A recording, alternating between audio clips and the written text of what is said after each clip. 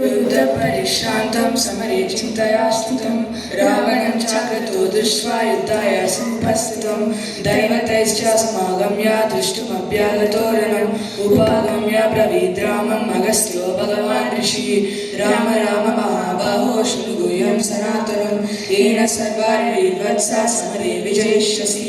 आदित्य हृदयं पुण्यं सर्वशत्रुविनाशनं जयापहं जपे नित्यम् अक्षयं परमं शिवं सर्वमङ्गलमाङ्गल्यं सर्वपापप्रणाशनं चिन्ताशोकप्रशमनम् आयुर्वर्धनमुत्तमं रश्मिमन्तं समुद्यन्तं देवासुरनमस्कृतं पूजयस्व विवस्वन्तं भास्करं भुवनेश्वरं सर्वदेवात्मको एषा तेजस्वी रश्मिभावनः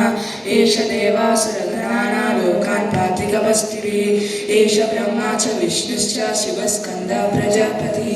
महेन्द्रोदनकालो यमः सोमोऽयपापतिः पितरो वसवसाद्याय श्रिणो मरुतो मनुः वायुर्वनि प्रजाप्राणा ऋतुकर्ता प्रभाकरः आदित्यः सविता सूर्यः खगः पूषा गवस्तिमान् सुवर्णसदृशो भानुर्हिरण्यरेता दिवाकरः हरिगस्व सहस्राक्षी सप्तसप्तिर्मरीचिमान् तिमिरो मन्दसम्भुस्पष्टा मार्ताण्डांशुमान् हिरण्यगर्भा शिशिरास्तमनो भास्करो रविः अग्निगर्भोरिते पुत्रा शङ्खशिशिरानासनः व्योमनादस्तमो वेदी ऋग्यदुस्सामपारगः कनविष्टिर्तपामित्रो विङ्गवीति लवङ्गमः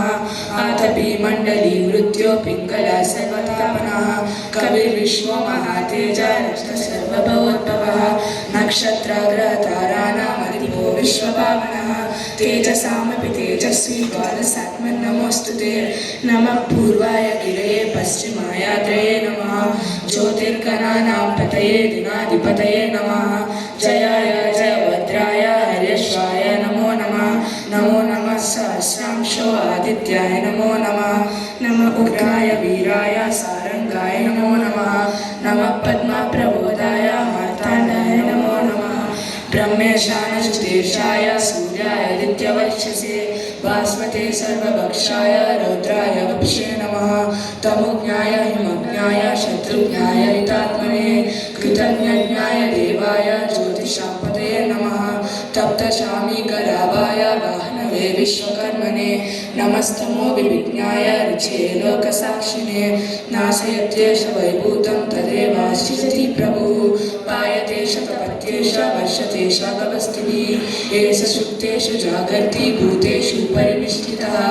एष चैवाग्निहोत्रं च फलं चैवाग्निहोत्रिणां वेदाश्च कृतवश्चैव क्रतूनां फलमेव च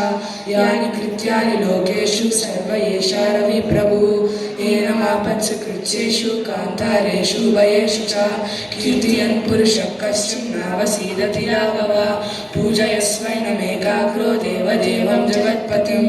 एतत्त्रिगुणितं जत्वा युद्धेषु विजेष्यसि